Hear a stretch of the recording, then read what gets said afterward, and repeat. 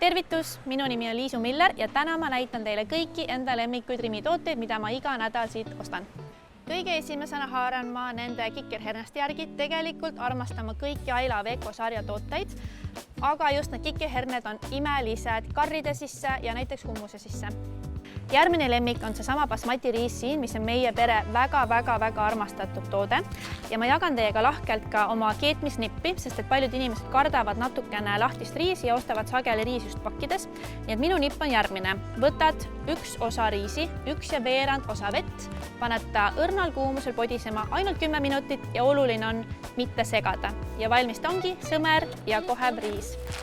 Iikal on väga hea kuivainete valik, aga need punased läätsed on meie isiklikud lemmikud, sellepärast nad keevad kiiresti ja on väga hea ja tervislik alternatiiv igasugusele lihale, nii suppide sees kui ka näiteks kastmete sees.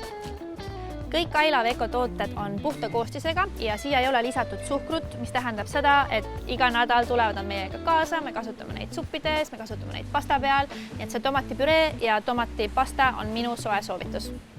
Kuna ma ei armasta toitudes väga selliseid tavalisi piimalisi kasutada, siis see kookospiim siin on minu jaoks iganädalane saatja. Sellest saab teha väga maitsvaid suppe, karrisi, kastmeid ja väga maitsvaid magustoite. Ja viimase hea nipina soovitan seda maapähklivõid segada oma hommikupudru sisse, törtsu, kaneeli ja värskete marjadega. Saab hea puder. Järgmine kord, kui te tulete Rimisse ostlema ja märkate riiulitel minu lemmikuid, siis proovige julgelt haarake kaasa ja ma usun, et ei kahetse.